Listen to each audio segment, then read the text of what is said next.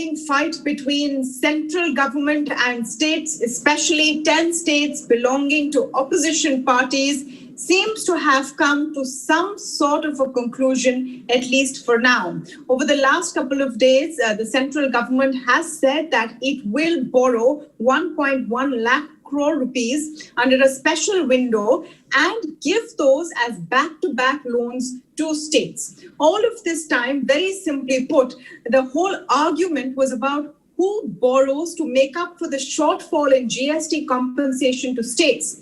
That shortfall has come about largely because of the COVID-19 pandemic and a loss of revenue. The argument so far was that the states should borrow it, the states wanted the center to borrow it. Now, one of the people who has been very vocal about that point of view is Mr. Thomas Isaac, the Finance Minister of the state of Kerala, and I have the pleasure of speaking with him today. Mr. Isaac, thank you for speaking with ET Now. Is it all's well that ends well? Are you satisfied with the proposal that has been given so far? Well, we welcome the present initiative by the central government. So, central government has taken one big step forward. They would borrow and pass the money to the states, back-to-back arrangement. The state's fiscal deficit would go up, but I'm not very bothered about that. And because this obsession with fiscal deficit in times of recession, some particular number is all, I don't believe in it. I think in crisis, fiscal deficit should be determined in relation to what is the requirement of the economy. So I'm not bothered about my fiscal deficit going up. I was more bothered about, one, the ease of borrowing, two, the cost of borrowing. It will be much less costly if center borrows.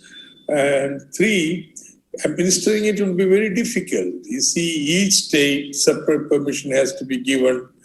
For each state, separate tweaking of the fiscal deficit will have to be done. And that's what I was saying. And I think there were reports 2 weeks back where it was stated Reserve Bank itself would have been much more happy if center does the borrowing. So that much is good. So I think one issue we will be able to settle. But there is one more issue. There are two issues. Who should borrow? Two. So here it is a case, center and states borrowing. And now second issue is how much to borrow. See, allowing that some 60,000 crores of rupees will be the cess collection this year, there is a gap of 1.7 lakh crores of rupees. Now, central government has agreed to borrow 1.1 lakh crore rupees. I think we should discuss about the rest of the gap. Anyway, why should central government be afraid of borrowing additional 70,000 crores of rupees because also additional 60,000 crores of rupees because it won't affect their fiscal deficit. That's very, very clear from the statement of the Union Finance Minister. So what should they be afraid of borrowing some additional money and giving to the state so that compensation doesn't have to be deferred? So I hope, for example, Kerala Chief Minister has written to the Finance Minister saying, we will discuss this aspect and come to an understanding settlement. We are not for confrontation. I hope we'll be able to discuss it and reach an understanding. So, Mr. Isaac, if you look at it this way, that the center has also taken 2 steps forward and a halfway house has been found. Do you think, at least for the time being, the fabric of the GST Council or the fact that the GST Council always had unanimous decisions where, political differences were set aside, do you think that that condition now can be restored? Because that was one of the biggest fallout of this whole episode, where it became a very politically charged atmosphere once again. Well, it will take some time to repair the damage done. Because really, though I thought we were just taken for granted, though the Union Finance Minister denies that. You see, we discussed for 8 hours such a stretch. Then no conclusion, nothing. We just postponed the decision. It suddenly comes out with two options, which have nothing to do with the discussion so far. Now, last meeting, we had 5 hours of discussion. At least announce in the council what is being announced in the press conference. No, I don't think that's the right way to do it. All these are things of the past. A new beginning can be made. If a discussion is made with these 10 states or all states, have a ministerial committee, subcommittee if necessary, and try to come to an understanding. Okay, we have come to an understanding regarding who should borrow. Virtually, center is borrowing, but it will affect only the fiscal deficit status of the states. Fine. In a sense, both center and states are involved in borrowing. That's a compromise. Similarly, now there is a gap, unmet gap of say 60,000 or 70,000 crores rupees. Now, do we defer that or defer part of it or pay full amount now itself? Let's have a discussion on that and settle it. No, but the states can also borrow part of it, right? There has been a lot of option given for states to borrow the remainder as well. No. That the states were permitted 2% of additional borrowing. Now that additional borrowing is being made available now, that cannot be linked with compensation. That is quite independent. When we were discussing, I think in the 2 sessions, 2 GST council back, 2 GST council back, Sushil Kumar Modi ji from Bihar, in fact demanded that is very difficult for state to meet all these conditions, and therefore at least 0.5% of additional should be made unconditional borrowing. So this was a discussion that was going on independent of it.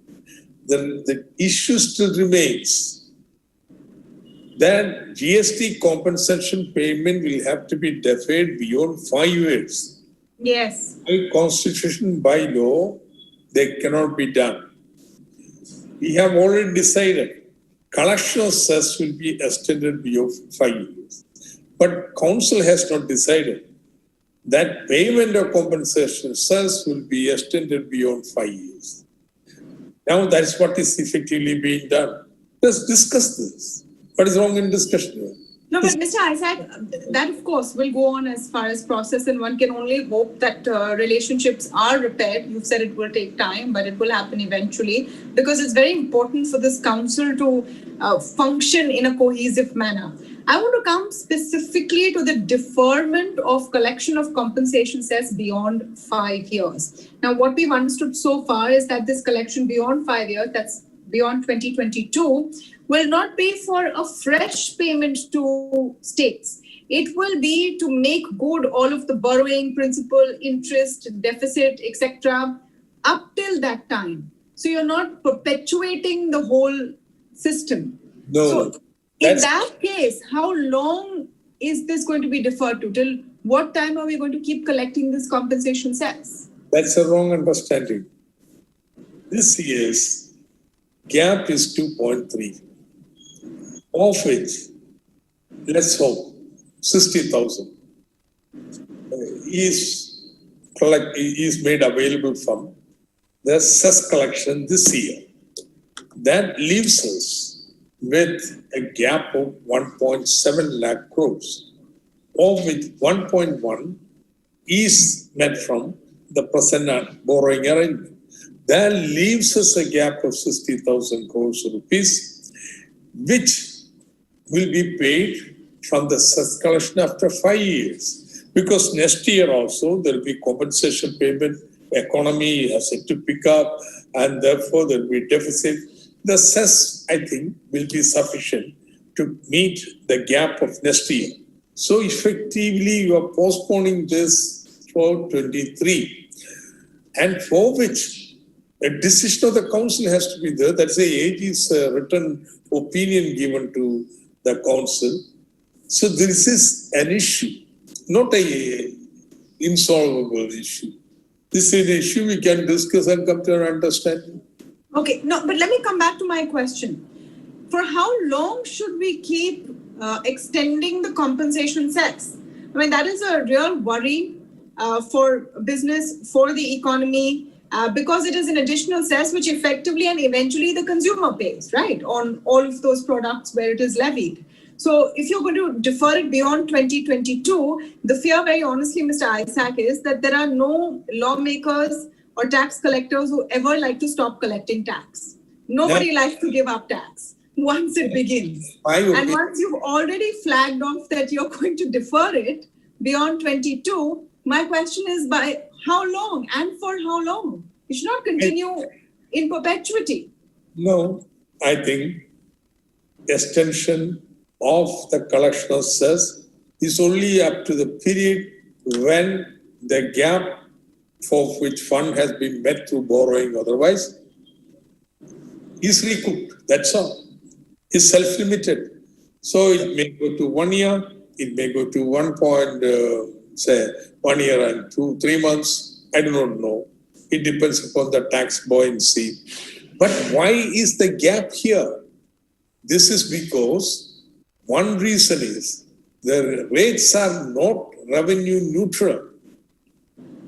The rates have been slashed so much lower than the pre-GST rates.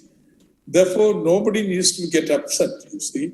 It is not that GST has been raised beyond what the pre-GST, the combined pre-GST rates. I think fairly recklessly we have reduced the rates. Now, it's very easy to reduce the rates, but it's very difficult to raise the rates. So we are stuck at this low level.